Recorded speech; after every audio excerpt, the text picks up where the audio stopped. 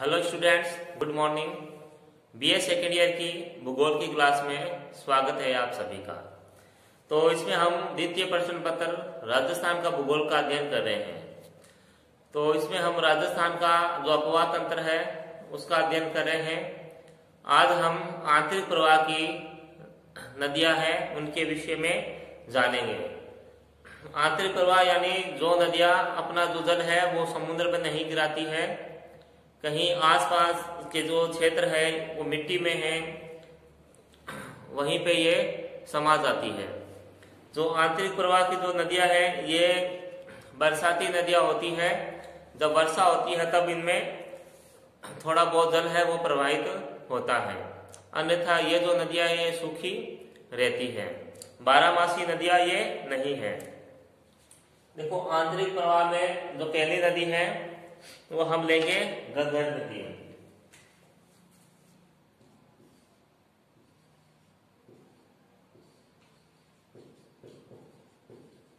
सबसे पहले लेंगे घग्गर नदी। देखो, घग्गर नदी का जो उद्गम है इसका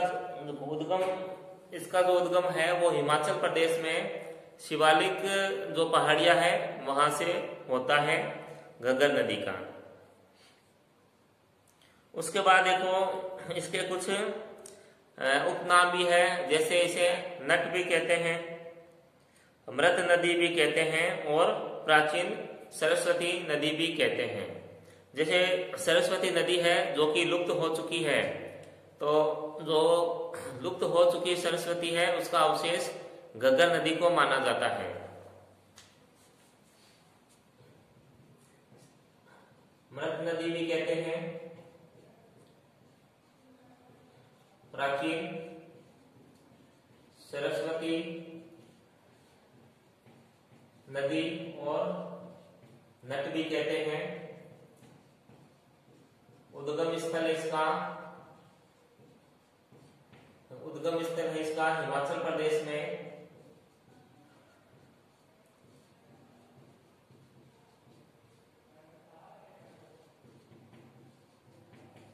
शिवालिक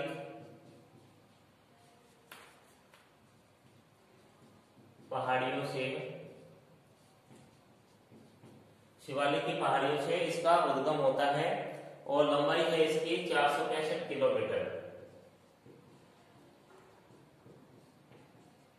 लंबाई 465 किलोमीटर है इसकी। उसके बाद देखो ये जो नदी है,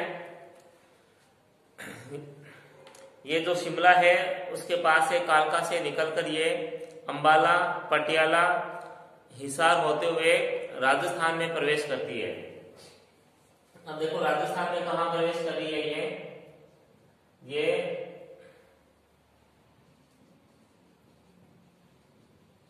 राजस्थान में प्रवेश करती है हनुमानगढ़ के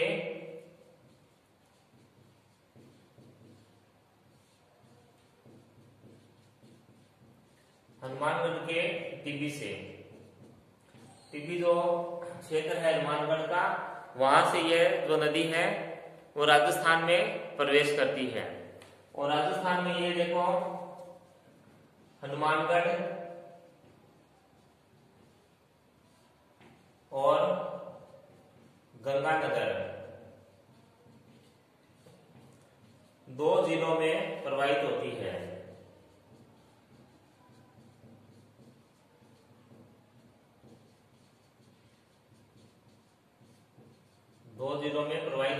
हनुमानगढ़ है और एक गंगानगर है। दो जिलों में ये प्रवाहित होती है।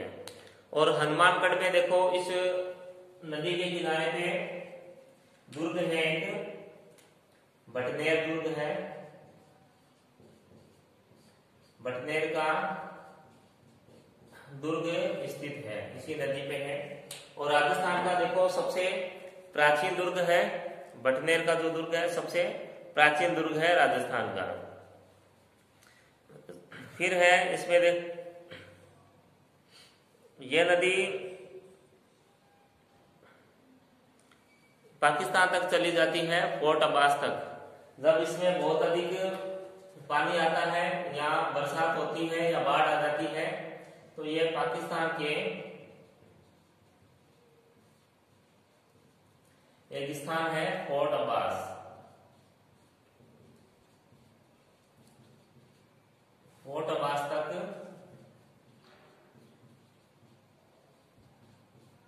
चली जाती है। बाढ़ आने पर, बाढ़ आने का मतलब है बहुत अधिक जल आने पर। तो इसका जो अपवाद क्षेत्र है वो राजस्थान में या भारत में,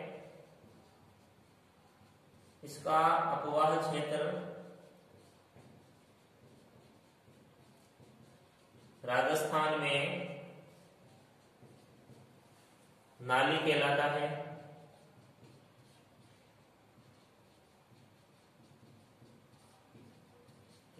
और पाकिस्तान में इसका जो अपवाह क्षेत्र है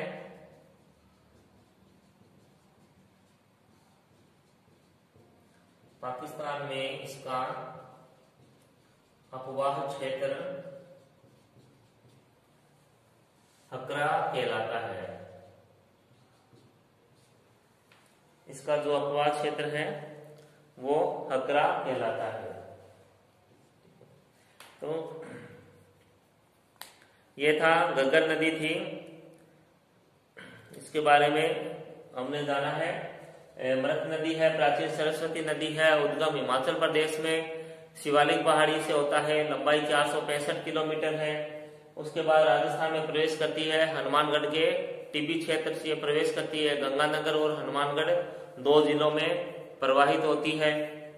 उसके बाद जो भटनेर का जो किला है या दुर्ग है वो इसी पे किनारे स्थित है। और पाकिस्तान के जब बहुत अधिक बाढ़ आती है घग्गर नदी में, तो यह पाकिस्तान के फोर्ट अब्बास जो क्षेत्र है वहां तक चली जाती है, यानी पाकिस्तान तक चली जाती है घग्गर नदी। उसके बाद इसका जो अपवाह क्षेत्र है राजस्थान में नाली कहते हैं और पाकिस्तान में हकरा कहते हैं इसे। तो उसके बाद नेक्स्ट है नदी है कांतली नदी। नेक्स्ट जो नदी है कांतली।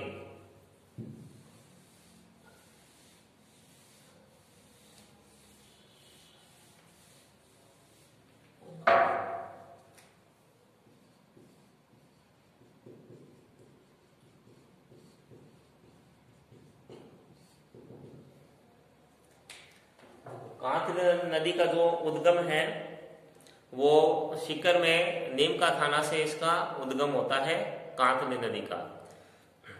सीकर से के बाद ये फिर झुंझुनू में प्रवेश करती है और झुंझुनू में इसका जो अपवाह क्षेत्र है वो तोरावाटी के नाम से जाना जाता है।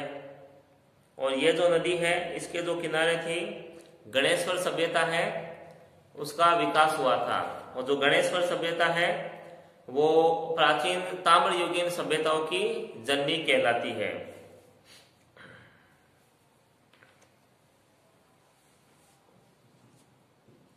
उद्गम है इसका नीमका थाना सीकर। लंबाई है इसकी 100 किलोमीटर। ये झुंझुनू में प्रवाहित होती है। सीकर के बाद ये झुंझुनू में चली जाती है। इसका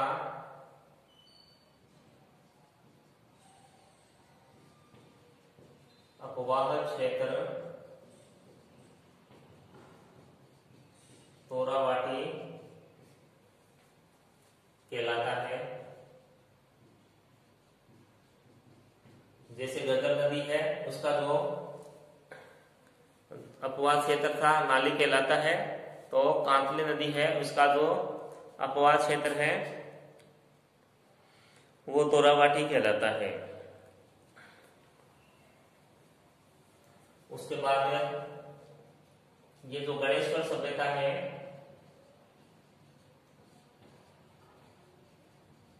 ये इसी नदी के किनारे थी। जो गणेश्वर सभ्यता है इसे प्राचीन ताम्रयुगीन सभ्यता की जननी कहते हैं गणेश्वर सभ्यता को। और जो कांतली नदी है तो कांतली नदी को शेखावाटी की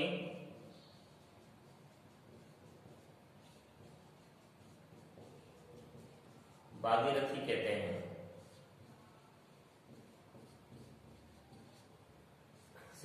कांतली नदी है, इसे शेखावाटी की भागीरथी कहते हैं। तो ये आंतरिक प्रवाह की दूसरी नदी हमने कर ली। उसके बाद है जो नेक्स्ट है नदी, वो मेढा नदी है। ये छोटी छोटी नदियां हैं, केवल जब बरसात आती है तभी ये प्रवाहित होती है। मेढा नदी, जो मेढा नदी है ये सीकर में हर्ष की पहाड़ियों से निकलती है और सांबर झील में गिरती है।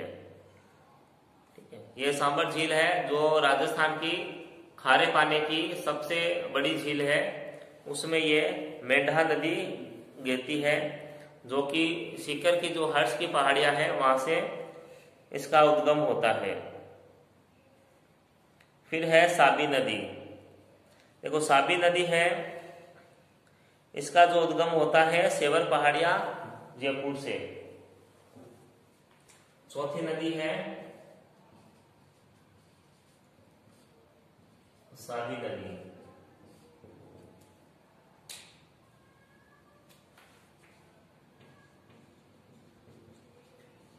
मेढा का उद्गम है हर्ष पहाड़ी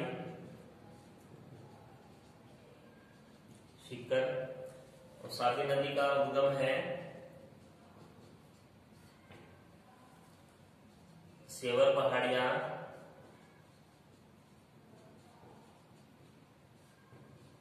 जयपुर से। इसका जो उद्गम है जयपुर में जो सेवर पहाड़िया है वहां से इसका उद्गम होता है। उसके बाद ये जो नदी है साबी नदी, ये हरियाणा राज्य में जो गुड़गांव है वहां तक बहती है। ये हरियाणा के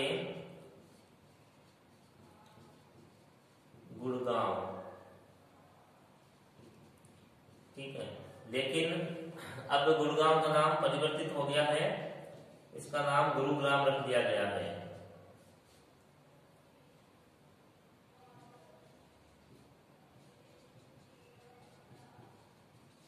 ठीक है, तो हरियाणा के गुरुग्राम तक ये जो नदी है ये वहां तक बहती है या जाती है।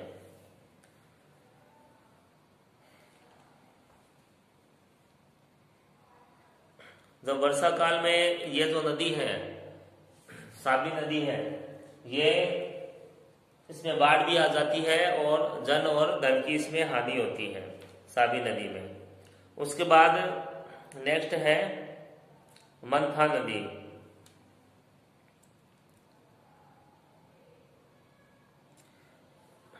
मंथा नदी है, देखो ये नदी जयपुर में मनोहर थाना से निकलती है, जो सांबर झील में उत्तर की तरफ से आकर उसमें गिरती है। जैसे मेढा नदी है ये भी सांबर नदी में गिरती है, और जो मंथा नदी है ये भी सांबर झील में गिरती है। देखो सांबर झील में 4 नदियां गिरती हैं, खारी, खंडेला, रूपनगढ़ और मेंथा।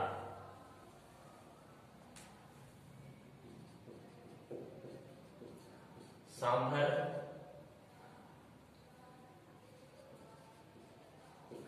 झील में गिरने वाली नदियां। तो सांभर झील में देखो कौन सी नदियां गिरी है, नोट कर लेना। ये खारी है, मेंढा, उसके बाद मंथा, रूपनगढ़, फिर है खंडेला। ये खारी, खंडेला और रूपनगढ़, मेढा, ये जो नदियां हैं, ये जो सांबर झील है, जो खारे पानी की झील है, वहां ये नदियां गिरती है। उसके बाद नेक्स्ट नदी है रूपनगढ़ नदी है। अब ये भी क्या है, सांबर में गिरती है रूपनगढ़ नदी भी।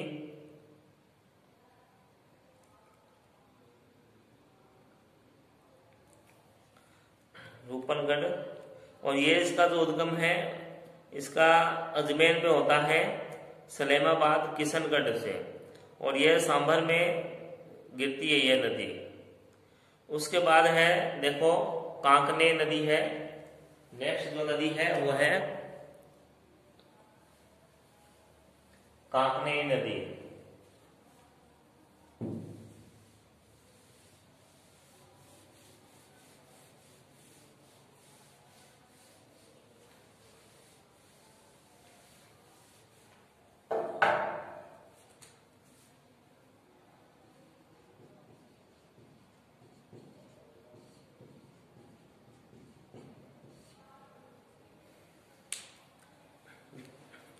काकने नदी या काकने नदी, ये इसका उद्गम देखो जैसलमेर से होता है।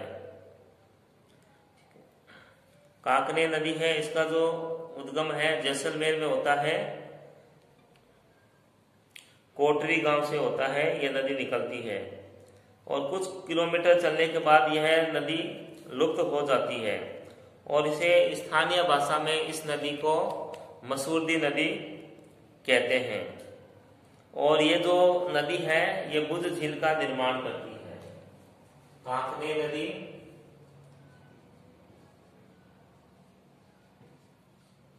बुध झील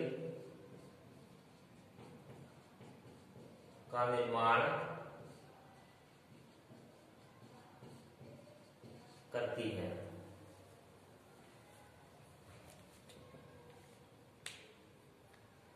और भारी वर्षा में ये जो नदी है अपने पथ से हट जाती है, ठीक है, यानी बाढ़ आती है इस नदी में भी। तो इस प्रकार से ये कुछ आंतरिक प्रवाह की नदियां थी। घग्गर, कांतली, मेढा, साबी नदी, रूपनगढ़, काकने या काकने नदी, काकने या काकनी नदी भी कहते हैं इसे, काकनी नदी।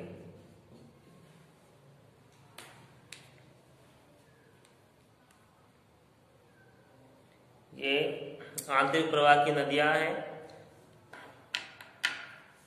आंतरिक प्रवाह की नदियां का बता दिया, ये समुद्रों में नहीं गिरती है और केवल जमीन में ही समा जाती है। और बीकानेर और चूरू जो जिला है,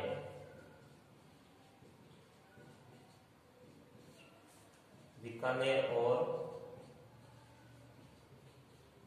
चूरू जिले में